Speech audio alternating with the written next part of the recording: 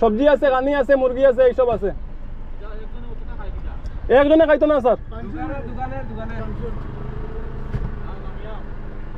আমি আইতাম না স্যার। আসসালামু আলাইকুম, আপনারা সবাই কেমন আছেন? আশা করি সবাই ভালো আছেন। আজকে আমরা মেহমানদারির সামান লইয়া রওনা হয়ে গেছি। কই যাইতাম, কই যাই আর এটা আমি আপনারা জানাই। এখানেও আমরা সব কিছু রেডি হয়ে গেছে, আমরা মাল সামান সব ঢুকে গেছে। আজকে 150 জনের মেহমানদারির এস্টিমেট লইয়া রওনা হইয়ার ভিতরে থাকি না।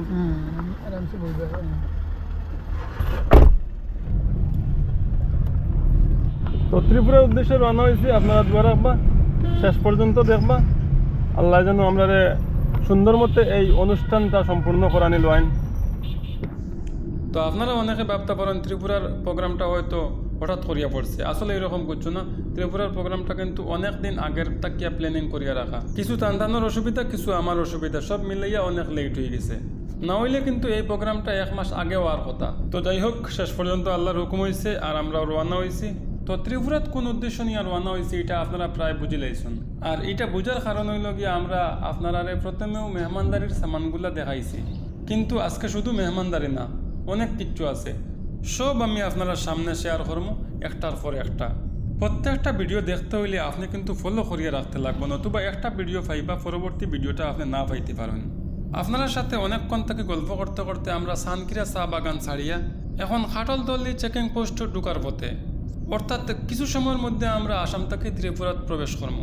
আঁকা বাঁকা সড়কে দিয়ে চলি আর আমরা, দুই ওদিকে চা বাগান, খুব বেশি সুন্দর একটা দৃশ্য, যেটা আপনার সাথে শেয়ার না করিয়া পারলাম না।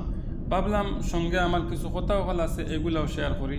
তো আমরা যত সামনের দিকে আগুয়াই আর ততও কিন্তু আমরা উপরের দিকে উঠি আর। তো আমরা শেষ পর্যন্ত এতটুকু উপরে উঠছি, চা বাগানের পাহাড়ের উপর, যেটা কোনো কোনো সময় দেখা যায় সড়কটাকে নিচা হয়ে গেছে। আসলে ত্রিপুরা রাজ্যটা কিন্তু অনেক উপরে, যার কারণে বর্তমানে আমরা যে জায়গাগুলো ক্রস করি আর এই জায়গাগুলোর মানুষে কিন্তু বন্যা কে জিনিস হইতেও পারেন না। আর আপনারা যারা ত্রিপুরাত প্রায় সময় আওয়া যাওয়া করেন, এই ভিডিওটা কিন্তু আপনারা লাগিয়া না। আর আরও একটা কথা, অনেক ভাই হলে কিবা কইতে পারেন যে ত্রিপুরার রাস্তার মধ্যে গাড়ি ঘোড়া এত কম কেনে। আসলে আমরা যে রাস্তা দিয়ে যাই আর এই রাস্তা হইল কি ব্রাঞ্চ, এটা মেইন রাস্তা নয়। আর এই রাস্তা দিয়ে আমরা যাওয়ার কারণ শর্টকাট যাওয়া, কারণ এই রাস্তা দিয়ে কোনো বড় গাড়ি চলাচল করে না, ছোটো গাড়ি চলাচল করে। এর লাগিয়ে রাস্তাও বালা আর ট্রাফিক জামও থাকে না, কিন্তু টার্নিং এত বেশি যেটা হওয়ার মতো নয়। দেখুন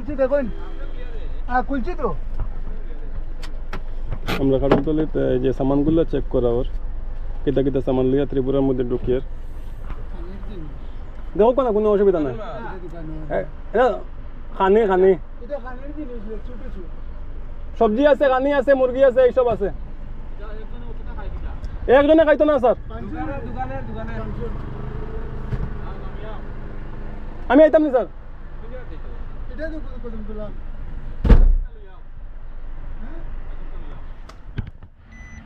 তো এখানে নানান ধরনের সমস্যা পাইছে। একজনে অত কানি খায়নি, এইসব খানি লিয়া কই জায়গায় মানে এরকম একটা কুয়েকশন থেকে তা কইতাম কিছু খাওয়ার নাই।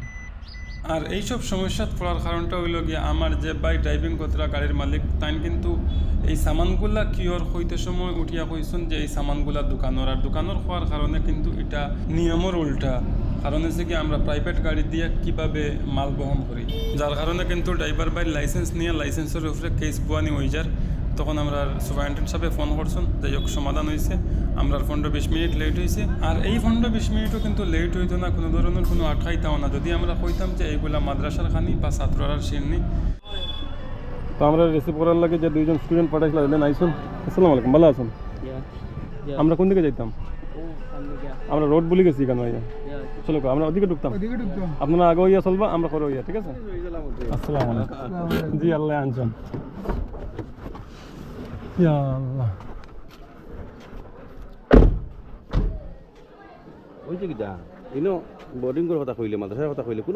আসলে আমি মাতি পারা কেন মাতি দিয়েছেন কইছেন কেন দোকানের জিনিস, আর আমি কইতাম যে সিন্নির জিনিস, ও দোকানের জিনিস হইতো বেড়া খাইলিছে। তো এখন আমরা ত্রিপুরা কদমতলা জালাইবাড়ি মাদ্রাসা তাইয়া উপস্থিত হয়ে গেছি। হুজুরের সঙ্গে কথাবার্তা চলে, হুজুরে কথা যে আমি ফোন টোন করছি সেই রবাই এই সেই কথাবার্তা হয়েছে, প্রিন্সিপালে ফোন করছেন, অনেক ভুল করে লিছেন, তাই দোকানের কই লিছেন, আসলে তাই বুঝছেন না। পরবর্তী ভিডিওতে বিস্তারিত পাইবা। আল্লাহ হাফিজ, আসসালামু আলাইকুম।